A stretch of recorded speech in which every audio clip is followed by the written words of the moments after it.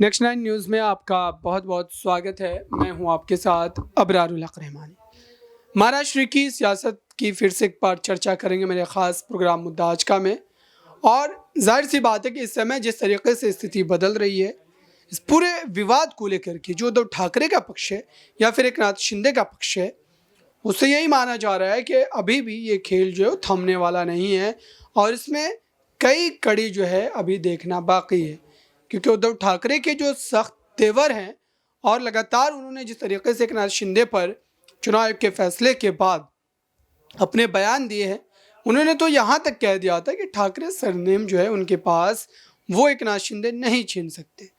तो ये बात आप समझ सकते हैं कि मामला कहाँ तक पहुँच गया है। और जाहिर सी बात है कि महाराष्ट्र में कहीं ना कहीं ठाकरे परिवार का राजनीतिक वर्चस्व जो है वो लगातार बना रहेगा।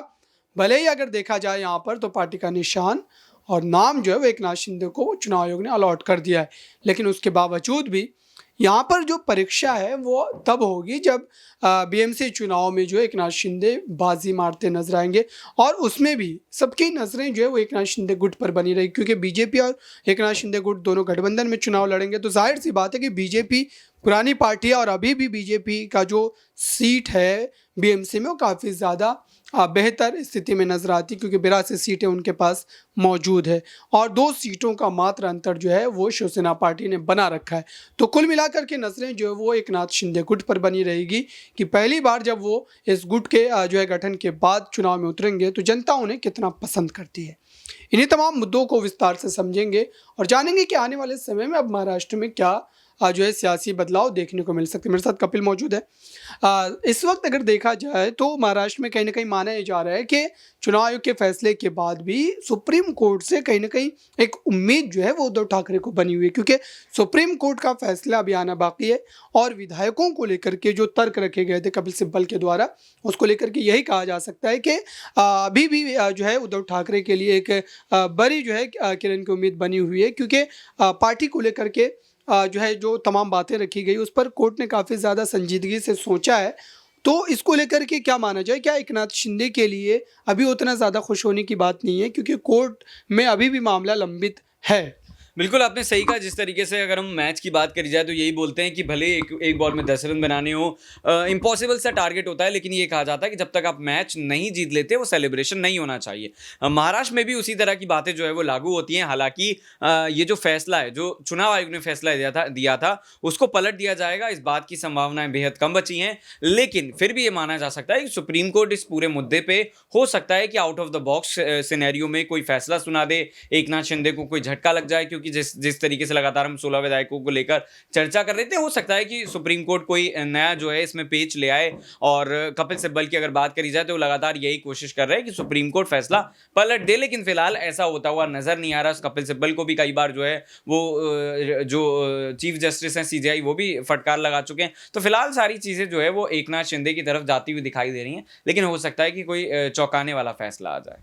बिल्कुल ये जो है स्थिति बन रही है। लेकिन इस बीच जो अगर एकनाथ शिंदे की बात की जाए तो चुनाव आयोग के फैसले के बाद उन्होंने जो मुंबई के ताज होटल में बड़ी बैठक की और उस बैठक में जिस तरीके से मुद्दों को लेकर के कहीं ना कहीं विचार विमर्श किया गया, उसके बाद ये कहा गया कि जो है वैसे तमाम मुद्दे जो उद्धव ठाकरे गुट के द्वारा या फिर उद्धव ठाकरे के द्वारा उठाते जो है रहे जाते रहे हैं, उन मुद्दों पर जो है एकनाथ शिंदे कहीं ना कहीं अब जो है फिर से एक बार जो हावी जो होते हुए नजर आ रहे हैं। और ये कहा जा रहा है कि एकनाथ शिंदे वैसे तमाम मुद्दों को जो है उठाएंगे, ताकि जो मराठी अस्मिता की लड़ाई जो बाला साहब ठाकरे ने शुरू की थी, दरअसल लोगों के जहन में एक बात ज़रूर है कि एकनाथ शिंदे अगर इस गुट के खिलाफ गए तो जाहिर सी बात है कोई बीजेपी के साथ चल रहे हैं तो बीजेपी के जैसे मुद्दों को वो उठाएंगे। लेकिन यहाँ पर उन्होंने एक बड़ी चाल चली है और वैसे तमाम मुद्दे जो उद्धव ठाकरे उठा रहे थे उन्हीं तमाम मुद्दों पर वो जो है जोर देते नजर आ रहे हैं। तो क्या मुद्दों को भी कहीं ना कहीं उद्धव ठाकरे से छीनने की एक कोशिश जो है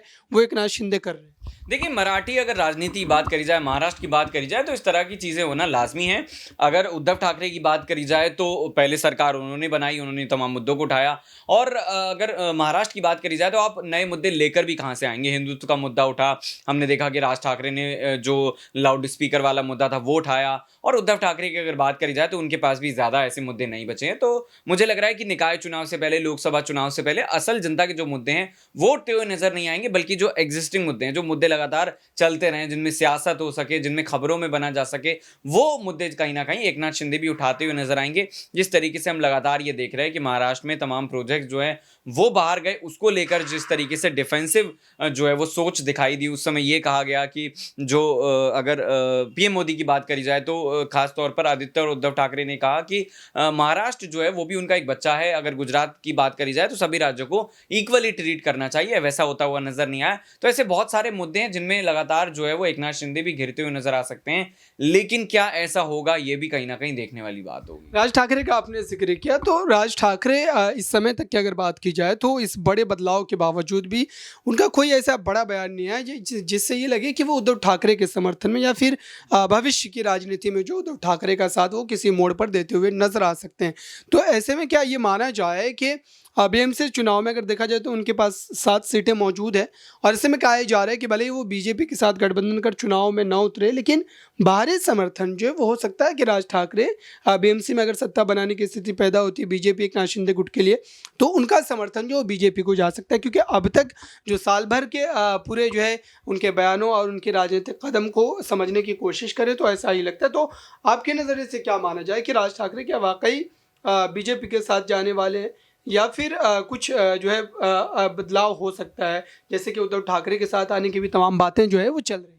देखिए, राज ठाकरे की अगर बात करी जाए, तो मुझे नहीं लगता कि वो उद्धव ठाकरे के साथ जाएँगे, ना ही मुझे लगता है कि वो बीजेपी के साथ जाएँगे, क्योंकि उनके बेटे ने जिस तरीके से बयान दिया था कि अगर आपको कुछ हमें सरकारी पद की अगर बात करी जाए देना है, तो आप गृह मंत्रालय दे दीजिए। लेकिन मुझे नहीं लगता कि फडणवीस और एकनाथ शिंदे उन्हें इतनी जल्दी गृह मंत्रालय देते हुए नज़र आएँगे। महाराष्ट्र की अगर बात करी जाए, तो जिस तरीके से बाला साहब ठाकरे की छवि थी, वैसे ही राज ठाकरे की छवि है और ये भी कहा जाता है कि बाला साहब ठाकरे जो थे, वो किंग मेकर थे और उसी तरह से राज ठाकरे भी वही कुछ चीज़ें करना चाह रहे हैं। हालांकि फिलहाल राजनीति की अगर बात करी जाए, तो वो बार बार जो है वो देवेंद्र फडणवीस से जाकर मिलते हैं, शिंदे से जाकर मिलते हैं, लेकिन इसके पीछे तर्क ये दिया जाता है कि बीएमसी चुनाव नहीं हो रहे हैं, तो आखिर वो जानने की कोशिश कर रहे हैं कि ये चुनाव में देरी क्यों रही है। इसी को लेकर जो है वो मुलाकात हो रही है, लेकिन क्या ये मुलाकात इसके परे होगी, ये वक्त बताएगा। लेकिन ये भी माना जा सकता है कि राज ठाकरे फिलहाल जो है अगर किसी के साथ जाते दिखाई देंगे, तो वो बीजेपी होगी। बिल्कुल, ये बात जो है सही नज़र आती है, लेकिन ये एक बात है कि राजनीतिक सफलता पाने के लिए हो सकता है कि राज ठाकरे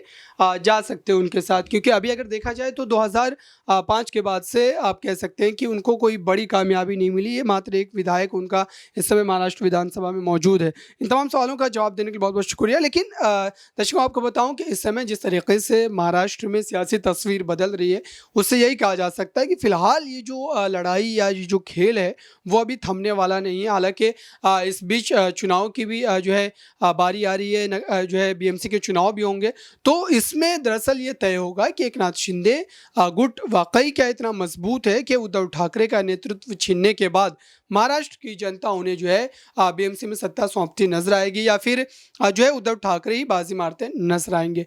इस खास रिपोर्ट में बस इतना ही। देखते रहिए ताज़ा तरीन खबरों के लिए नेक्स्ट 9 न्यूज़ को। धन्यवाद।